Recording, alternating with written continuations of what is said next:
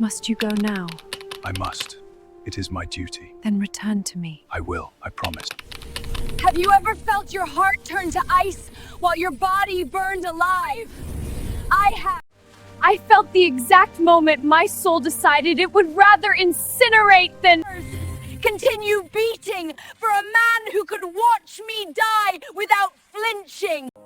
They say when a mate bond breaks, you hear your soul screaming. The mate bond. They're wrong. When a mate bond breaks, you don't hear anything at all. Because the sound is so loud, it transcends hearing. It becomes a physical thing. A blade made of silence that cuts through every cell in your body. I was 24 years old, 9 months pregnant, standing before the Silverfang Pack Council when everything I knew about love, loyalty, and worth turned to ash in my mouth.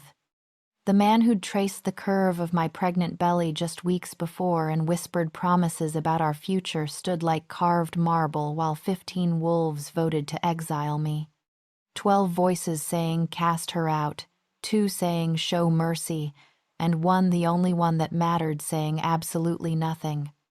Alpha Jareth Silverclaw, my mate, my husband of 6 years, the father of the twins kicking inside me and the 2 daughters waiting at home for a mother who would never return. You said nothing, and that silence, it hurt me more than any rejection ever could. You left me to break without even a word. My name is Alina Nightshade, and I was the Luna of Silverfang Pack. Past tense. Because apparently, a Luna whose wolf goes dormant during pregnancy is defective. A Luna who bears daughters instead of sons is a curse. A Luna who shows vulnerability deserves to be discarded like spoiled meat. They called me weak. They called me broken. They called me dormant. They had no idea what was sleeping in my blood, waiting for the moment I'd need it most.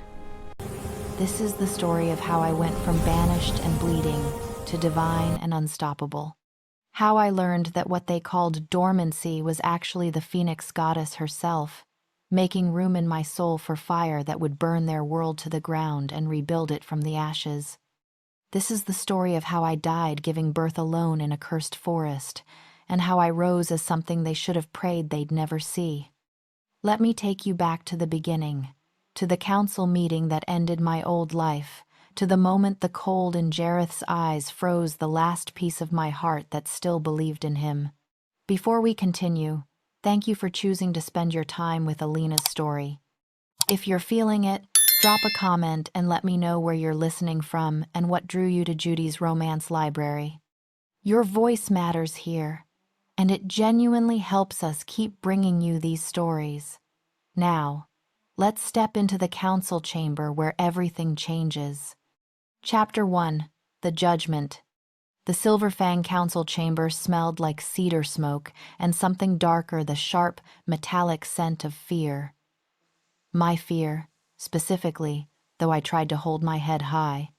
I stood in the center of the circular room, my hands cradling my swollen belly where my babies, my twin daughters, I'd learned just days ago, kicked and rolled, blissfully unaware that their mother was on trial for the crime of carrying them.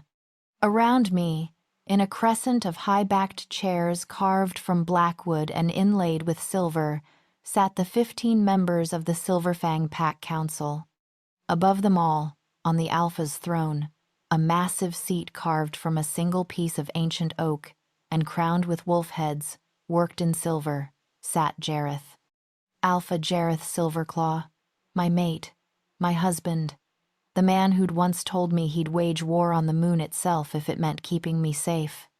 He wouldn't look at me. His ice-blue eyes, the ones that used to soften when they found me across a room, now fixed on some point above my head. Distant, disconnected, dead. That's when I knew. Before a single word was spoken, I knew I'd already lost. Luna Alina Nightshade. Elder Kalen's voice cut through the chamber, sharp and cold as a winter wind. He was the oldest member of the council, and the cruelest. You stand before this council to answer for your failures as Luna of Silverfang Pack. Failures. The word landed like a stone in my chest. Your first failure, Kaelin continued, unrolling a scroll with deliberate slowness, as if he had all the time in the world to destroy me, is your inability to produce a male heir. In 6 years of marriage to our alpha, you have birthed 2 daughters. While female children have their uses, they do not secure the bloodline. They cannot inherit. They cannot lead. Aluna's sacred duty is to ensure succession through strong male offspring. My jaw clenched so hard I tasted copper. My daughters Alara, 5 years old, and Mira, 3, were not useful. They were brilliant, fierce, tender-hearted little girls who deserved a world that celebrated them instead of measuring their worth by what dangled between their legs. Your second failure, Kaelin said, his pale eyes sweeping over my pregnant form with open disgust, is your current condition. 9 months into this pregnancy, you have lost your ability to shift. Your wolf has gone dormant. This is a sign of corrupted Luna blood, a sign of weakness. A true Luna's wolf would never abandon her. My wolf didn't abandon me, I said, my voice steadier than I felt. Dormancy during pregnancy is rare, but it's documented. My wolf is protecting the— Your wolf is dead, Elder Morgana interrupted, her voice dripping venom. And a Luna without a wolf is no Luna at all. You are human at best, a liability at worst. A drain on pack resources, Elder Thorn added. 3 pregnancies in 6 years, and what do we have to show for it? 2 daughters and another set of twins, also daughters, according to the healer's report, growing in a womb that cannot even sustain a wolf spirit. The words hit like claws. Also daughters, my beautiful twin girls, not even born yet, already condemned. I searched for Jareth's eyes, desperate for him to say something, anything, to defend me, to defend our children. He stared at the wall.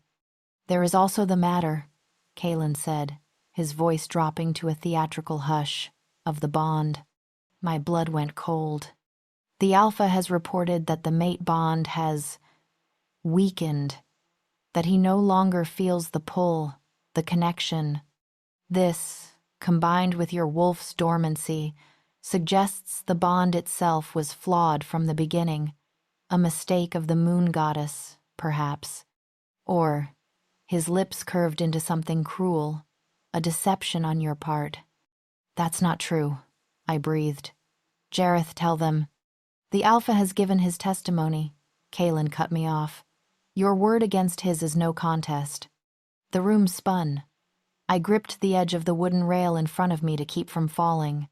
Luna Alina Nightshade, Kaelin intoned, this council will now vote on your fate. The charges are failure to produce a male heir, loss of wolf spirit, and suspicion of bond fraud. The punishment, should you be found guilty, is exile to the Forsaken Vale and formal rejection of the mate bond. Exile to the Forsaken Vale, a death sentence. The Vale was a cursed stretch of forest at the northern border where magic went wrong and wolves went mad. No one who entered ever returned. All in favor of exile and rejection, Kaelin said. Say aye. Aye, Elder Morgana's voice, sharp and satisfied. Aye, Elder Thorn. Aye, aye, aye. The voices piled on top of each other, a cascade of condemnation. I counted them, each one a nail in my coffin. 12 voices sealing my fate. All opposed, Kaelin said, though his tone suggested he already knew. Nay, Elder Soren, the youngest council member, his voice quiet but firm. Nay, Elder Beatrice, the healer, her face twisted with anguish. Two voices in a sea of cruelty. Kaelin turned to Jareth.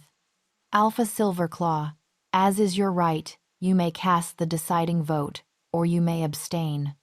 This was it, the moment. Jareth could save me. He could stop this. One word and I'd be safe. I looked at him, really looked at him, memorizing the face of the man I'd loved with everything in me. The sharp line of his jaw, the silver streak in his black hair, the scar above his left eyebrow from the time he'd defended me against a rogue attack. "Jareth," I whispered, "please." He met my eyes for the first time, and what I saw there was worse than hatred. Nothing. He felt nothing. "I abstain," he said. The words echoed in the chamber. Final, absolute. The floor dropped out from under me. "The vote is decided," Kaelin announced. "Luna Alina Nightshade, you are hereby stripped of your title, your rank, and your place in this pack. You will be escorted to the border of the Forsaken Vale at dawn. Alpha Silverclaw will perform the rejection ceremony immediately." "No, no, no, no, no."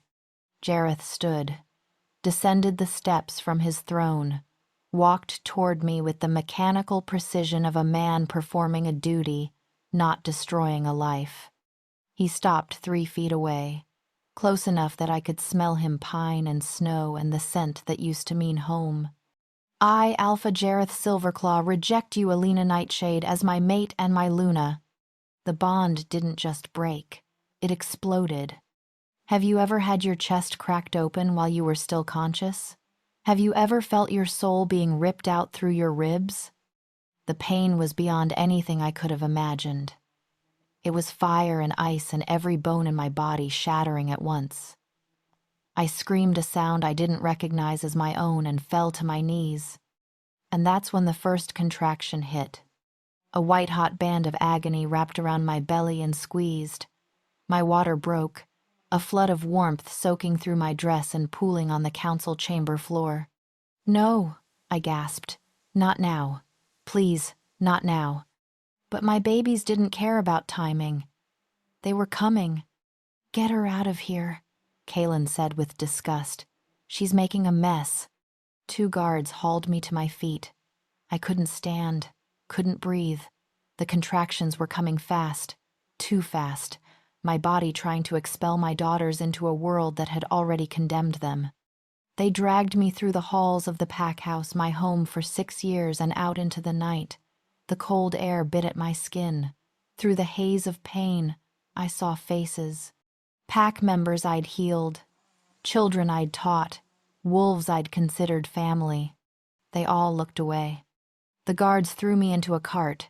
The last thing I saw before the canvas cover blocked my view was Jareth, standing in the doorway of the pack house, his face carved from stone. Then the cart lurched forward, carrying me toward the Forsaken Vale, toward death. Another contraction ripped through me, and I curled around my belly, my babies, the only things in this world I had left to fight for. "Hold on," I whispered to them, tears streaming down my face. "Please, hold on. I'm going to get us through this. I'm going to..." But I didn't believe it. How could I? I was going to die. We were all going to die. I didn't know then that death was exactly what needed to happen. I didn't know that in the ashes of Alina Nightshade, something infinitely more dangerous would be born. I didn't know that the Phoenix Goddess was already watching, already choosing, already preparing to set the world on fire. Chapter 2. The Burning Cradle. The Forsaken Vale smelled like rot and regret. The guards dumped me at the tree line like garbage, and I heard the cartwheels retreating before I could even lift my head from the dirt. The contractions were constant now, a vice of agony that made breathing impossible and thinking even harder. I crawled forward on my hands and knees, my white dress, the one I'd worn to council, thinking it might remind them I was still their Luna, now brown with mud and dark with blood. The forest swallowed sound. No birds, no insects. Just the ragged sawing of my own breath and the wet sounds of my body trying to tear itself apart to bring life into a place meant only for death. I made it maybe 30 feet before my arms gave out. I rolled onto my side, curling around my belly, and felt the terrible pressure building. They were coming. My daughters were coming, and I had no strength left, no supplies, no help, just cursed earth and dying trees, and the absolute certainty that none of us would see morning. "I'm sorry." I sobbed, my hands pressing against my stomach. "I'm so sorry. You deserved better than this. You deserved everything, and I couldn't give you anything." The next contraction bent me in half. I screamed into the dirt, tasted blood, and felt something give way inside me. The pressure shifted, changed, and I knew with animal certainty that I had to push. Had to, even though it would kill me, even though we'd all die here in the dark. I pushed. The world went white. I pushed again, and something tore, and then there was a sensation of release so profound I nearly blacked out. Wetness, heat, and then silence. The terrible, suffocating silence of a baby who should be crying but isn't. My hands shook as I reached down, felt the tiny body slick with blood and fluid, brought her to my chest. A girl, perfect and still. Her lips were blue. She wasn't breathing. "No," I whispered. "No, no, no, breathe, please breathe."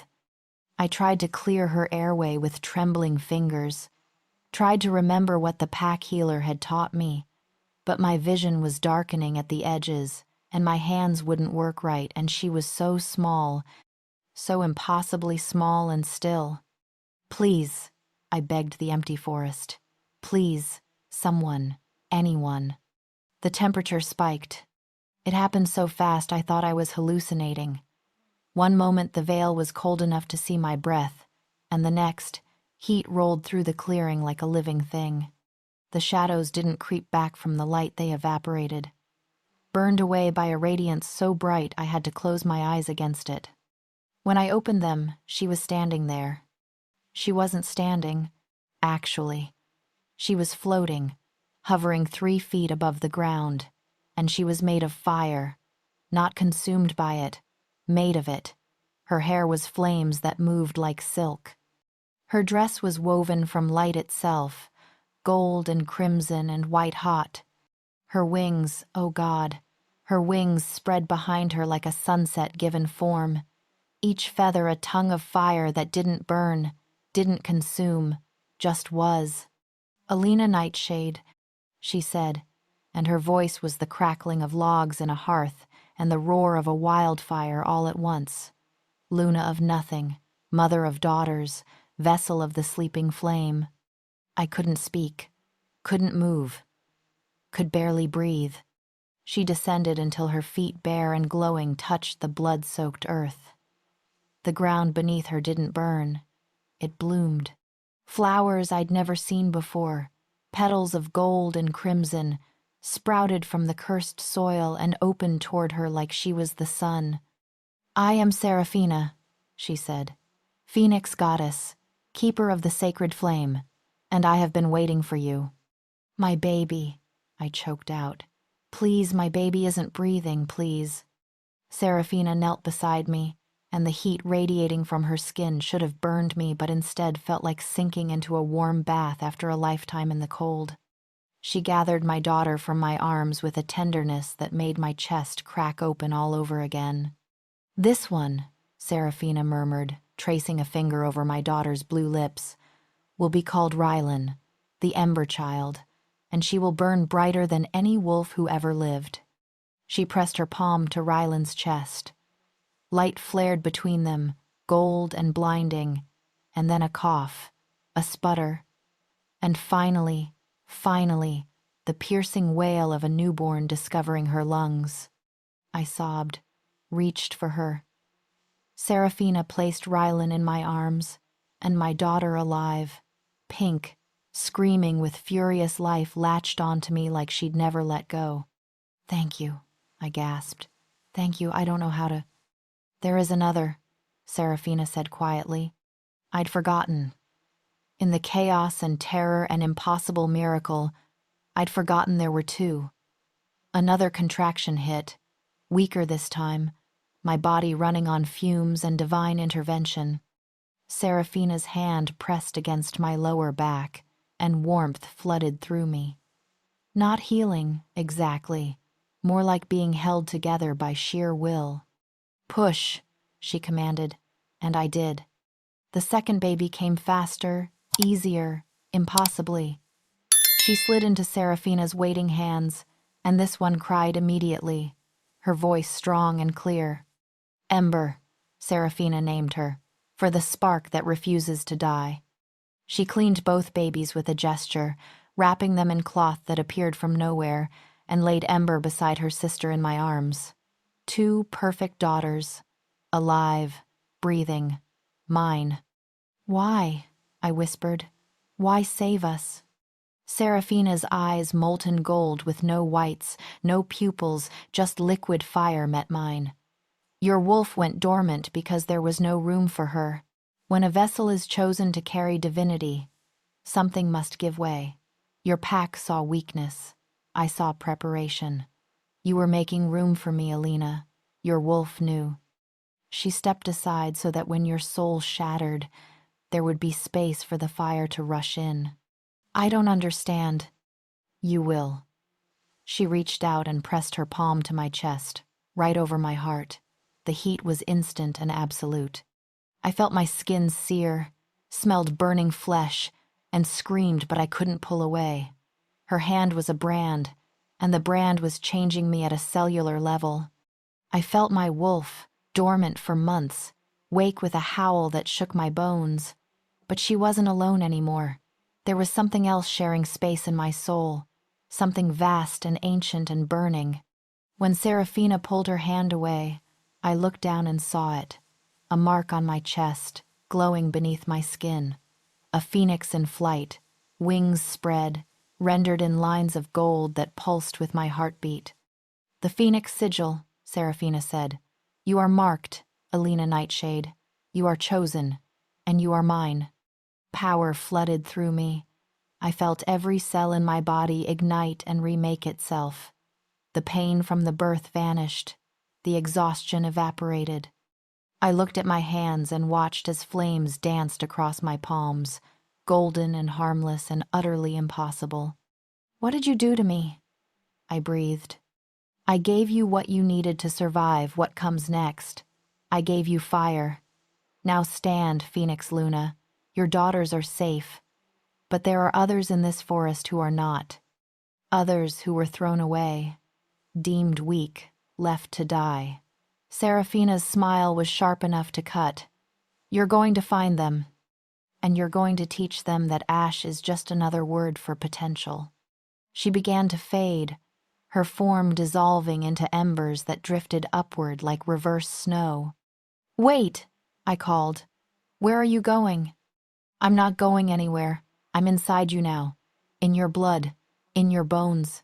When you need me, I'll be there. Her voice echoed even as her body disappeared. But first, you need to learn what it means to burn. And then she was gone. Just me and my daughters and the flowers blooming in cursed soil and the fire dancing across my skin like it had always belonged there. I stood. It should have been impossible. I'd just given birth to twins alone in a death forest. But I stood, and I felt strong, felt powerful. Felt like I could rip the moon from the sky if I wanted to. I looked down at Rylan and Ember, both sleeping peacefully against my chest, wrapped in divine cloth. Your father thought he was throwing us away, I whispered to them. He thought he was watching us die, but all he did was give the Phoenix goddess exactly what she needed. A soul broken enough to remake, a woman desperate enough to burn the world down. I turned toward the deeper part of the veil. Seraphina said there were others like me, cast out and left to rot. It was time to find them. Time to build something from the ashes of what we'd lost. Time to teach the wolves that fire always rises. Chapter 3. Trial by Fire. The first exile I found was hanging from a tree. Not dead, not yet, but close. She was maybe 16, her wrists bound with silver-laced rope that burned her skin, her feet dangling 2 feet off the ground. Her face was swollen, her breathing shallow, and when I got close enough I could smell the infection setting in from the silver poisoning. Hold on, I said, and flame erupted from my palm before I'd consciously decided to call it. The fire didn't burn me, didn't even feel hot. It felt like an extension of my hand, natural as breathing. I directed it upward, let it eat through the rope, and caught the girl as she fell. She was light, too light, starved. "Please," she rasped. "Please just let me die. It hurts too much." "Absolutely not." I laid her on the ground, Rylan and Ember still sleeping in the sling I'd fashioned from Seraphina's cloth. I pressed my palm to the girl's chest the way the goddess had done to me, and willed the fire to heal instead of harm. It took 3 tries before anything happened. The first time, nothing. The second time, the girl's shirt started smoking and I yanked my hand back, horrified. The third time, I thought about intention instead of just power. Thought about the warmth of healing, of cell regeneration, of wounds closing. Golden light spread from my palm into the girl's body. The silver burns faded. The swelling went down. Color returned to her face. Her eyes snapped open, glowing briefly with reflected fire, and she gasped. What did you do?" "Saved you," I said simply. "What's your name?" "Kira." She sat up slowly, staring at her healed wrists in disbelief. "Kira Ashwood. I was from the Dark Moon Pack. They exiled me because I'm barren. Said a she-wolf who can't breed is worthless." Rage, white-hot and immediate, flared in my chest. The air around us shimmered with heat. "You're not worthless," I said, and I meant it with every burning cell in my body. "And they're going to regret throwing you away." Over the next 3 days, I found 5 more. An Omega male named Torin who'd been exiled for refusing to fight in a pointless territory war. An elderly healer named Marin who'd been cast out when she could no longer keep up with the pack's forced marches. Twin brothers, Ash and Cinder, who'd been born with malformed back legs and abandoned as pups, and a young mother named Leora whose crime was loving someone from a rival pack. I found them dying in ditches, starving in caves, fighting off veil-mad creatures with nothing but desperation and spite. And I saved them, every single one. But saving them was only the first step. Keeping them alive in the veil required power, and power required control. Control I didn't have. The fire came when I was angry, which was often. It came when I was scared, which was constant. It came when I was sleeping and woke to find my hands glowing and the ground around me scorched in a perfect circle. "You're trying to control it." Seraphina's voice echoed in my mind on the 4th night as I sat by the fire pit I'd created accidentally, by getting frustrated with trying to start a normal fire and setting an entire clearing ablaze. "That's your first mistake." "Then what am I supposed to do?" I muttered, not expecting an answer. "Stop controlling, start listening." I closed my eyes, took a breath, and for the first time since the goddess had marked me, I stopped trying to push the fire down or direct it or make it behave. I just felt it. It was alive. Not sentient exactly, but responsive. Like a wolf, it had its own nature, its own needs. It wanted to burn, yes, but it also wanted to warm, to illuminate, to transform. I opened my eyes and held out my hand. This time, instead of summoning fire, I asked it to come, asked it to take shape. A bird materialized in my palm, a phoenix, small and perfect, made entirely of flame. It looked at me with eyes of liquid gold, chirped once, then dissolved into embers. "There," Seraphina whispered. "Now you're learning." By the end of the first week, I could call fire without thinking, could shape it into weapons, shields, wings, could send it out to hunt game and bring it back cooked perfectly, could heal wounds and burn away infections and keep my daughters warm through the cold veil nights. And I taught the others. Not the fire that was mine alone, apparently, but I taught them how to survive, how to set traps, how to move quietly through the cursed forest, how to identify which plants were edible and which would kill you. Marin, the healer, knew things even I didn't, and together we turned our makeshift camp into something resembling a home. But it was Torin who changed everything. "There are more," he said one night as we sat around the fire. "More exiles. I heard them while I was foraging today. North of here, maybe 3 miles.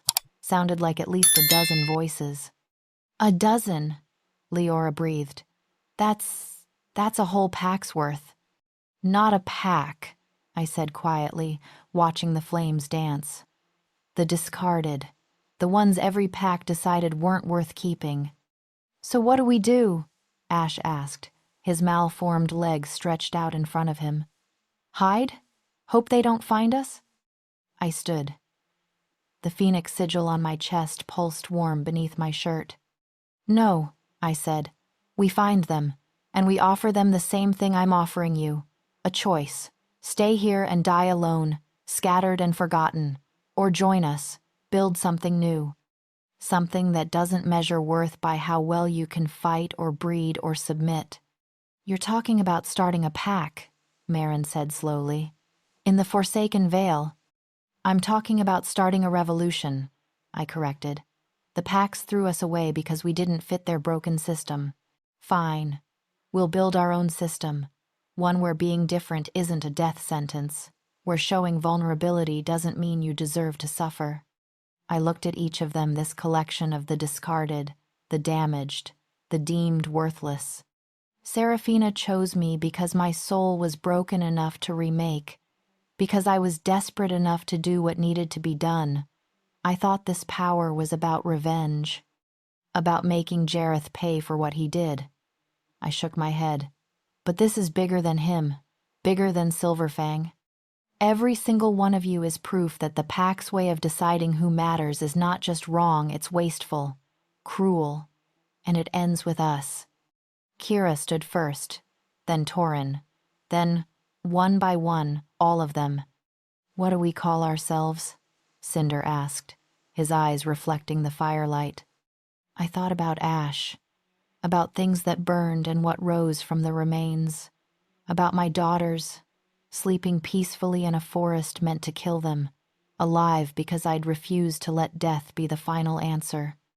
"The sanctuary of cinders," I said, "because we're all what's left after the fire, and we're building something from it that they'll never be able to burn down." Seraphina's laughter echoed warm in my mind. "Finally," she seemed to say, "finally, you understand." I looked north, toward where Torin said he'd heard the other exiles, toward the dozen more souls waiting to be found. And beyond that, far beyond the Vale's cursed borders, I felt the faint pull of Silverfang Pack, of Jareth, of my daughters Ilara and Mira, who I'd left behind. "Soon," I whispered. "Soon I'm coming back. And when I do, you're all going to learn what happens when you mistake ash for ending." The fire in my chest blazed hotter. The phoenix was learning to fly, and when she returned to the world that tried to kill her, she wouldn't be begging for her place back. She'd be burning the whole system to the ground. Chapter 4. The Silent Coup. Word spread through the network of the discarded faster than wildfire. Whispers in the shadows of pack territories. Messages carved into trees at the borders where exiles were dumped. A symbol, a phoenix rising, burned into the bark with precision that could only come from divine fire, and beneath it, always the same message: "You are not forgotten. Follow the flame." 3 months after Seraphina marked me, the Sanctuary of Cinders numbered 47. 47 wolves who'd been thrown away for crimes ranging from too old to too gentle to loved the wrong person. We'd transformed a section of the Forsaken Vale that should have killed us into something that looked almost like home. Gardens growing in soil I'd purified with fire, shelters built from fallen trees.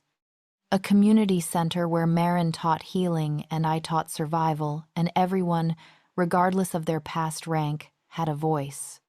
But the sanctuary was only the foundation. The real work happened in the dead of night, when I left my daughters sleeping in Kira's careful watch and slipped beyond the Vale's borders. The first pack I infiltrated was Nightridge. They'd recently exiled a teenage boy for being gay, throwing him out during the full moon with nothing but the clothes on his back. I found him shivering in a ravine 2 miles from their territory, hypothermic and convinced he deserved it. "They're wrong," I told him, and pressed my palm to his chest before he could flinch away. The phoenix sigil blazed between us, and I felt the power transfer, not all of it, just enough. A spark, a ember of the divine fire that now lived in me. His eyes flared gold, and warmth flooded back into his frozen limbs. "You're not broken. You're not wrong. And you're going to help me teach them that." His name was Davin, and he was the first of what I started calling the Ember-marked. Not full phoenix bearers like me, but touched by the goddess's fire, strong enough to survive. Brave enough to fight back. I marked 12 more over the next month, each one an exile from a different pack, each one carrying a piece of divine fire and a burning desire to prove their former families wrong. I sent them back to the borders of their old territories with instructions. Watch, listen, and wait. When the time came, they'd know what to do. Meanwhile, reports filtered back to the sanctuary about the packs themselves, and the news was delicious. Silverfang was eating itself alive from the inside. Jareth had taken a new mate within weeks of exiling me, a female named Cassandra from a neighboring pack, young and vicious and hungry for power. According to Davin, who'd befriended an Omega from Silverfang's border patrol, she was everything the council thought they wanted. Strong wolf, aggressive, dominant. She was also tearing the pack apart. Cassandra demanded tributes from the lower-ranked wolves, hoarded resources, played favorites with brutal efficiency. The Omegas were starving. The elders were being ignored. And Jareth, apparently, had checked out completely. He spent his days locked in his office, barely speaking, a ghost of the alpha he'd once been. "The bond severance broke something in him," Torin reported after speaking with a Silverfang refugee who'd fled rather than submit to Cassandra's reign.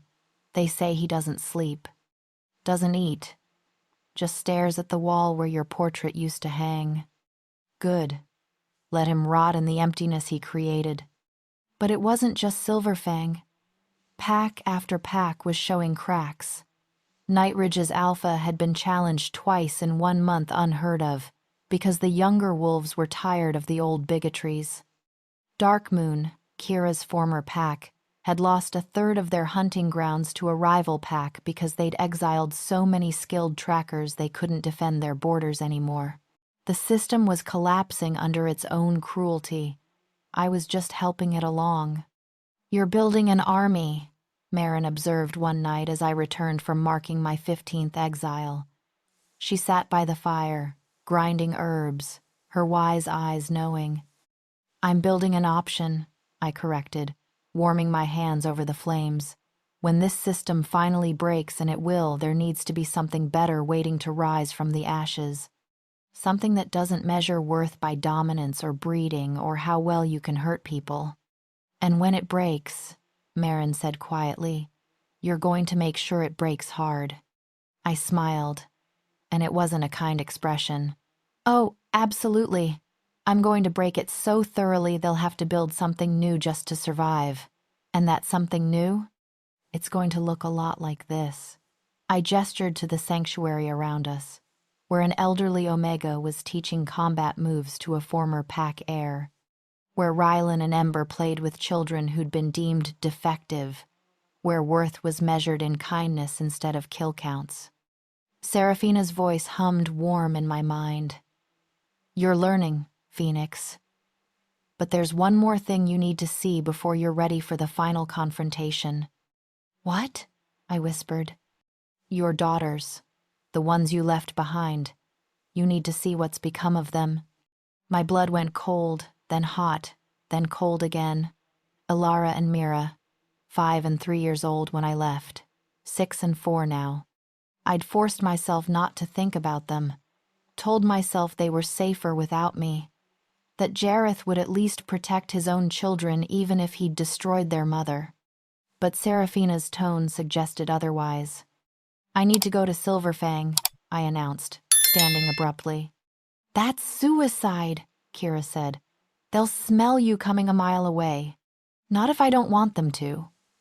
I called the fire, let it wrap around me like a second skin, and felt my scent disappear. Felt my presence become nothing more than a shimmer of heat in the air. Another trick I'd learned, the phoenix could burn away everything, including evidence of her own existence. When? Torin asked, already knowing he couldn't stop me. Tonight. I need to see them. Just once. I need to know they're okay. But even as I said it, Seraphina's silence told me everything I needed to know. They weren't okay. And when I saw what had been done to my daughters, the final burn wouldn't just be inevitable. It would be mercy. Chapter 5. Embers of the Past. I reached Silverfang territory just after midnight, moving through the forest like smoke, silent, invisible, burning with purpose. The pack borders I'd once walked freely now felt foreign, hostile. The scent markers had changed. Cassandra's musk overpowered everything, a declaration of dominance so aggressive it made my wolf snarl in my chest. Yes, my wolf. She'd woken fully 2 weeks ago, no longer dormant but transformed. She was larger now, threaded with veins of gold, her eyes the same molten color as Seraphina's. We were one creature now, woman, wolf, and phoenix, all burning in the same skin. I slipped past 3 patrol routes, my fire-cloaked presence registering as nothing more than a warm breeze. The pack house rose before me, exactly as I remembered it, massive, imposing. The place I'd called home for 6 years. The place that had spit me out to die. I found the girls' room on the 2nd floor, the window I used to open on summer nights to let in the cool air. It was closed now, locked from the inside. I pressed my palm to the glass and let heat spiderweb through it, melting the lock without shattering anything. The window swung open silently, and I saw them. Alara and Mira, sleeping in beds that were too small, under blankets that were too thin. But that wasn't what made my heart stop. It was the bruises. Alara had a mark on her cheek, purple and fresh.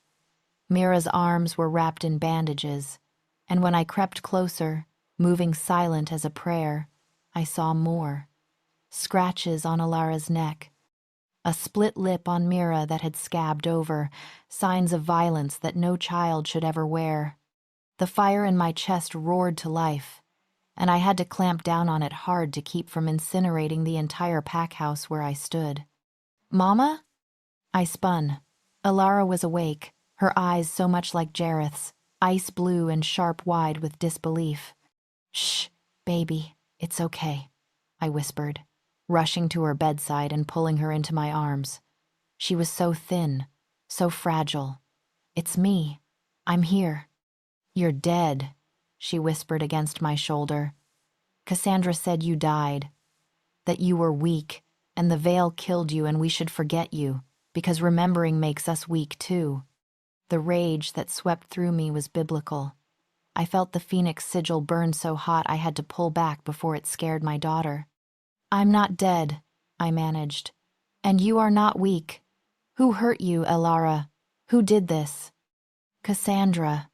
Mira's voice, small and sleep-rough, came from the other bed. She was awake now too, staring at me like I was a ghost. Maybe I was. She says we're defective because we're girls. She makes us train with the warriors but gives us broken practice weapons so we fail. When we fail, she punishes us. And Daddy? I barely recognized my own voice. Daddy doesn't see us anymore, Alara said, tears starting to track down her bruised cheek. He's like a statue. He walks around, but he doesn't talk, doesn't smile, doesn't stop Cassandra when she broke off, sobbing, and I held both my daughters while the fire in my soul screamed for blood. This was my fault. I'd left them here. I'd trusted that even if Jareth hated me, he'd protect them. But he'd done worse than fail to protect them. He'd abandoned them. Let his new mate abuse them while he rotted in his own guilt and grief. Listen to me, I said, pulling back and looking both girls in the eyes. I'm going to fix this. I'm going to make it so no one ever hurts you again. But I need you to be brave for just a little bit longer. Can you do that? Are you taking us with you? Mira asked, hope breaking through her fear. Everything in me wanted to say yes, wanted to grab them and run and never look back. But Serafina's voice cut through the impulse. Not yet. If you take them now, he'll hunt you. He'll use them against you. You need to break him first. Break the system. Then they'll be truly safe. I hated that she was right. Soon, I promised instead. Very soon. But first I need to do something. I need to make sure this never happens to any other little girls. That no other mothers get thrown away for having daughters instead of sons. I pulled out 2 small stones from my pocket, pieces of ember I'd brought specifically for this. I'd been carrying them for weeks, not sure why, but now I knew. I pressed one into each girl's palm and let a spark of fire, gentle, warm, protective, sink into the stones. These will keep you safe, I told them. If anyone tries to hurt you, hold these tight and think of me. They'll burn hot enough to make them stop, but they won't hurt you, I promise. When will you come back? Alara asked. 2 weeks, maybe 3. There's something I need to do first. But when I come back, baby, I'm not coming as your mother begging for scraps. I'm coming as the Phoenix. And I'm going to burn everything that hurt us down to ash. I kissed them both, memorized the weight of them in my arms, and climbed back out the window before I could change my mind. Outside, I stood in the shadow of the pack house and let myself feel it. All the rage, all the grief, all the absolute incandescent fury at a system so broken it let children suffer for the crime of being born female.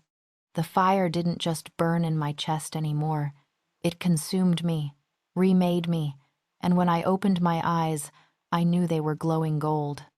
Serafina manifested beside me, her phoenix form smaller now, more integrated into who I was becoming. The final burn, she said simply. Yes, my voice came out layered, woman and wolf and goddess speaking as one. I've built the sanctuary. I've marked the exiles. I've given them an alternative. Now it's time to make sure they know the old way is dead. The festival of the new moon is in 2 weeks, Serafina said. Jareth will bond with Cassandra officially. All the packs will be there, all the alphas. Perfect. Let them gather. Let them celebrate their cruel hierarchies and their toxic traditions one last time. Because I was going to crash their festival like a falling star. And when the smoke cleared, they'd have a choice: evolve or burn. I looked back at the window where my daughters slept, holding their ember stones. I'm coming for you, I whispered. And heaven help anyone who stands between me and my children. The phoenix spread her wings. The final burn was 2 weeks away. Let them prepare. Let them gather their armies and their alphas and their certainty that might makes right. It wouldn't matter. Fire doesn't negotiate. It transforms. Chapter 6. The Great Rebirth. The festival of the new moon drew every major pack within 3 territories. They came in their finest ceremonial dress, alphas and lunas processing through Silverfang's grand courtyard like this was a celebration instead of a funeral for everything they'd built on the backs of the broken. Torches lined the pathways. Musicians played. The air smelled of roasted meat and expensive wine and the self-satisfaction of people who'd never questioned whether their power was earned or stolen. I watched from the tree line, cloaked in fire that bent light around me, invisible. Beside me stood Kira, Torin, Marin, and 20 of the ember-marked, all of them radiating barely contained fury. In the sanctuary, the rest of our people waited with my daughters Rylan and Ember tucked safely in Davin's care, Alara and Mira rescued 3 days ago in a midnight extraction that had gone smoother than breathing. There must be 200 wolves down there, Torin murmured. 3 packs worth, plus Silverfang. Good, I said. Let them all see. Let them all witness what happens when you build a kingdom on cruelty. In the center of the courtyard, on a raised platform decorated with silver and moonflowers, Jareth stood beside Cassandra. He looked hollowed out, a shell wearing an alpha's face. She looked triumphant, her hand possessively on his arm, already playing the role of Luna before the ceremony had even begun. Elder Kalen raised his hands for silence. The crowd settled. We gather on this sacred new moon to witness the bonding of Alpha Jareth Silverclaw, and I stepped out of the trees. The fire I'd been holding back exploded outward in a column of golden-red flame that shot 50 feet into the air. Every torch in the courtyard extinguished simultaneously, plunging the festival into darkness broken only by my light. I walked forward, and with each step, flowers of fire bloomed in my footprints, burning but never consuming, living flames that painted the ground behind me. The crowd parted like water, wolves scrambling backward, some shifting involuntarily in fear. Their eyes reflected my fire, wide and terrified, and finally understanding that something had changed. I stopped at the base of the platform, looked up at Jareth, watched the exact moment he recognized me. The color drained from his face. "No," he breathed. "You're dead. You're supposed to be." "Dead?" My voice came out layered with divine resonance, human and wolf and goddess speaking as one. "You're right. I did die. In the Forsaken Vale, bleeding and alone, giving birth to the daughters you decided weren't worth protecting. I died, Jareth, and something better rose from my ashes. I let the fire build, let my wings manifest massive, spanning 30 feet, each feather a tongue of living flame that cast dancing shadows across the faces of every wolf present. I am Alina Nightshade, I declared, my voice carrying to every corner of the courtyard. Phoenix Avatar, keeper of the sacred flame, and I have returned to offer you all a choice. "Seize her!" Cassandra shrieked. "She's an abomination! Guards!" 20 warriors surged forward. I didn't move, didn't even raise my hands. I just whispered one word, backed by Seraphina's power. "Kneel." The command rippled outward like a shockwave of heat. Every wolf warrior, Alpha, Omega, it didn't matter, felt their animal spirit submit, not to dominance, to divinity. Their wolves recognized what I carried, and they had no choice but to bow. 200 wolves dropped to their knees simultaneously, including the warriors who'd been mid-charge. Only Jareth remained standing, protected by his alpha aura, but barely. He was shaking, his wolf whining in his chest. "What have you become?" he whispered. "What you made me," I said simply. "You threw away a woman who loved you, who would have died for you, who did die for you. But the Phoenix goddess saw potential in my destruction. She saw that a soul broken enough could be remade into something strong enough to break the system that broke it in the first place." I ascended the platform steps, fire trailing behind me. Cassandra tried to run. I didn't stop her. Let her scramble off the stage, let her flee into the crowd. She was irrelevant. Jareth was all that mattered now. "I could kill you," I said conversationally, stopping 3 feet away. "I could strip the wolf from your bloodline, burn you to ash and scatter you across the veil. The goddess has given me that power." "Then do it," he said, and I heard the break in his voice. "I deserve it.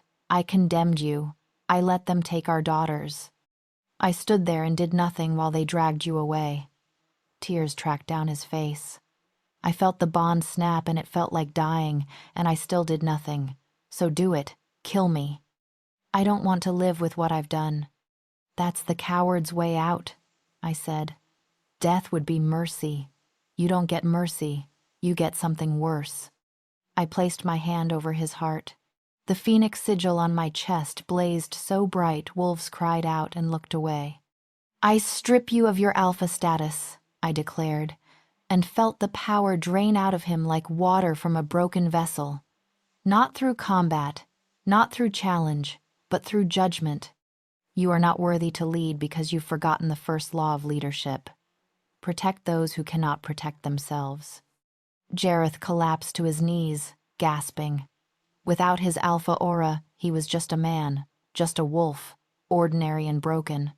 I turned to face the crowd, still kneeling, still held in place by divine command. All of you built your packs on a lie, I said, my voice ringing with authority. The lie that strength means dominance, that power means the ability to hurt others. That worth is measured in how well you can force others to submit. You threw away the weak, the gentle, the different, the ones who dared to show vulnerability. You called it survival of the fittest. I call it waste. I gestured, and my ember-marked stepped out of the tree line. 20 wolves who'd been exiled, who should have died, who now burned with divine fire and stood tall in the face of the packs that had discarded them. These wolves were deemed worthless, too old, too soft, too different, and yet they survived what you swore would kill them. They built a community in a cursed forest. They learned that compassion is not weakness, it's the foundation of real strength. Because true power isn't the ability to dominate others, it's the resilience to rise after being destroyed. It's the courage to rebuild. It's the wisdom to know that any system that discards the weak is a system destined to burn. I raised my hands, and fire danced between my fingers. I institute a new law, written in flame and enforced by the Phoenix goddess herself. I call it the lesson of the flame. That which is burned away was never meant to stay, and that which survives is eternal. Your old hierarchies? Burned away. Your cruel traditions? Ash. Your belief that might makes right? Gone. The fire spread from my hands, racing across the ground, creating a circle that encompassed the entire courtyard. Not burning, transforming. Where the flames touched, the earth bloomed flowers I'd never seen before, gold and crimson and white, growing impossibly fast. You have a choice, I said. Join the sanctuary of cinders. Learn a new way. Build a world where power is used to protect, not oppress. Where worth is measured in kindness, not kill counts. Where no child is ever told she's worthless because of her gender, and no wolf is ever thrown away for being different. I paused, letting the weight of it settle. Or refuse. Keep your old ways, and watch as every exile, every discard, every wolf you deemed too weak to matter rises up with fire in their blood and burns your kingdoms to the ground. Not because we're cruel, but because some things need to burn before something better can grow. Silence. 200 wolves, still kneeling, staring at me with a mixture of fear and awe and something that might have been hope. Elder Marin stepped forward first, the elderly healer from Dark Moon who'd been exiled for being too old. I accept the lesson of the flame, she said clearly. Then Kira, then Torin, then every one of the ember-marked, their voices ringing out like a choir. And then, slowly, wolves from the crowd began to stand. An Omega from Night Ridge, a warrior from Silverfang who'd always hated the fighting, a young mother from Dark Moon. One by one, they crossed the fire circle and stood with us. Not all of them, maybe a third, but it was enough. I looked at Jareth, still kneeling on the platform, broken and weeping. Ilara and Mira are safe, I told him. They're with me, in the sanctuary, learning that their worth isn't determined by anyone's expectations. You'll never hurt them again. Never use them, never fail them again. I'm sorry, he choked out. Alina, I'm so sorry. I know, I said. And I did. I could see it in every line of his face, feel it in the broken bond that still ached between us. But sorry doesn't undo what was done. Sorry doesn't rebuild what you destroyed. You want redemption? Earn it. Learn the lesson of the flame. Become something better than what you were. I turned back to the crowd, to the wolves who'd chosen transformation over tradition. Welcome to the great rebirth, I said. Welcome to the age of the phoenix. Let's build something worth surviving for. Seraphina's voice resonated warm and proud in my mind. Well done, my phoenix. Well done. The fire bloomed brighter, and in its light, I saw the future. Not perfect, not easy, but possible. A world where being broken didn't mean being finished. Where falling didn't mean staying down. Where every discard, every exile, every wolf they'd tried to erase could rise again, stronger and more beautiful than before. The old world burned. The new world rose from its ashes. And the phoenix, finally, spread her wings and flew. This is where Alina's story transforms from tragedy to triumph. But here's the thing, stories like this only reach the people who need them if you decide they're worth spreading. Right now, someone out there is feeling discarded, told they're too much or not enough, labeled as weak for showing vulnerability or defective for being different. They need to hear that being broken isn't the end, that what others call weakness might actually be strength waiting to ignite, that the phoenix rises because of the ash, not in spite of it. But they'll never hear it unless you take action. The algorithm doesn't care about powerful messages. It cares about engagement. It needs to see likes, comments, and shares before it decides this story deserves to reach more people. So I'm asking you no. I'm challenging you to be part of Alina's revolution. Drop a comment telling me which moment hit hardest. Was it the courtyard confrontation? The reunion with her daughters? The moment she stripped Jareth's power? Your words matter. They tell the algorithm this story has value. Hit that like button like you're pressing an ember stone. Like you're choosing to believe that compassion is strength and resilience is power. Share this with someone who needs to remember they're not too broken to rise. Someone who's been told they're worthless and needs to hear that the world was wrong. Your conscience knows someone needs this. Your engagement could be the difference between this story dying in obscurity and reaching the person whose life it could change.